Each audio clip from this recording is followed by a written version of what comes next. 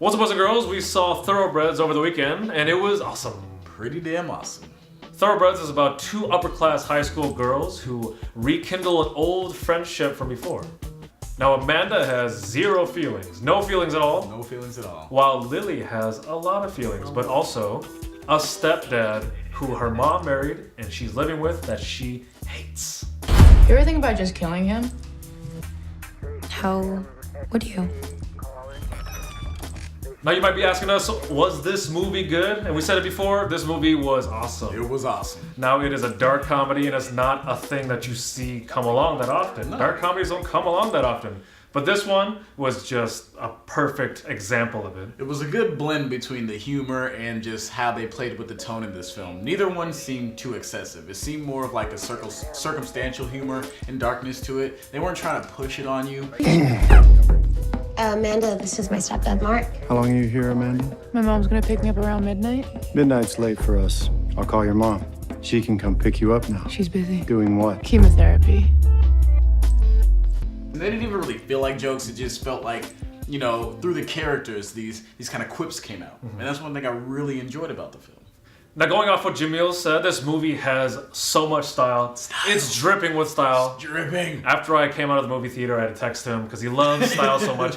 We always talk about watching movies and we want something that keeps the style through the entire thing and it's very specific. Yes. And it just excels in it. And this movie is exactly that. Yep. Now they do this by the cinematography and also the music. Yes. Now the cinematography is just gorgeous. They have such great wide shots that are utilized so well just to show the distance between the two characters and to show, you know, the vastness of this house. And most of the movie is in this one house.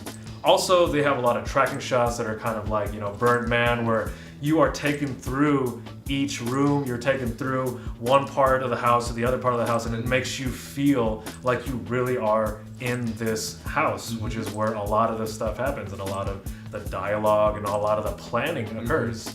And now the music in this film was great as well. And I think you said you read somewhere the musician or the composer was literally just kind of plucking strings on like a, you know, guitar, harp, whatever, you know, string type instrument he was using or she was using. And it really adds to the atmosphere. It really adds to, you know, just the unsettling feeling that you get sometimes in this movie. And, you know, it's not just unsettling in terms of what a character says or does. Sometimes, you know, you're going through a room, the camera's, you know, panning, and you get that little string pick, and you're like, something's off. Maybe it's the way the character feels, maybe it's something that's going to happen, but just something just feels off. And even if nothing does happen, it keeps that tension inside of you. It does a good job at really rising the tension through the music score. Now what keeps this movie so interesting, even though the story is so simple and they don't go to a lot of places, are the characters. Like you said before, Amanda does not feel anything. And when you say that a lot, you see some Hollywood movies where there's a teenage girl and she's like, I don't feel anything. Right. I'm having such a hard time in class or something. But in the end, she's like redeemed because she suddenly feels these feelings or whatever. It's like Warm Bodies where you have the zombie and then you know, all of a sudden it's like reverse zombie. It's like, hey, I'm starting to be alive again. But no, Amanda does not feel any feelings through this entire film. And Lily, on the other hand, she feels a lot. She's not the exact opposite of Amanda, but she is a great contrast to Amanda. Now, what I really enjoyed about watching this movie was that when I saw, you know, Amanda and Lily in each situation as they presented themselves in, or things that popped out or really challenged them, I wanted to see how these two characters would react. Yeah. Because these are two characters that I'm not very used to. You're not used to seeing a girl that has zero feelings at all. Right. In the trailer, you see Anton and he pulls a gun out, and Lily's, you know, scurried in the corner because she's terrified of the gun. Right. Amanda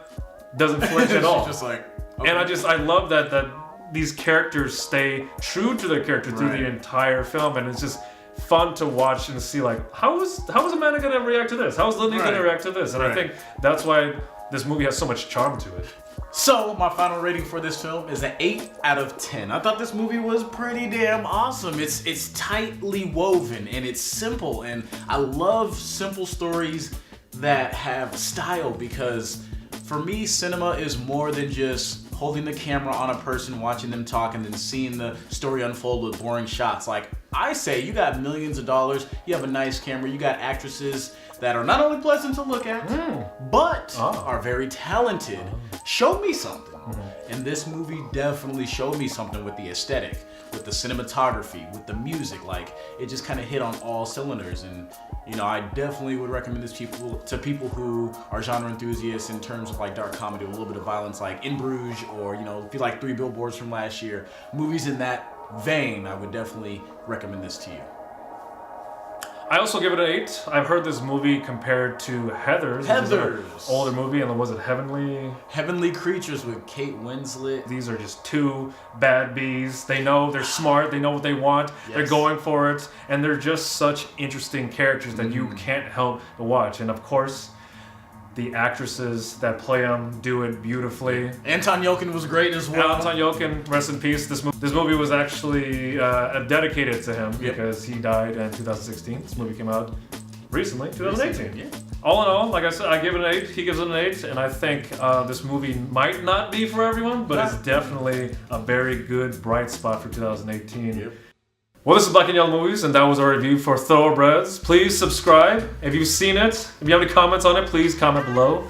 And we have an Instagram. Well, this is Black and Yellow Movies, and we'll see you guys next time.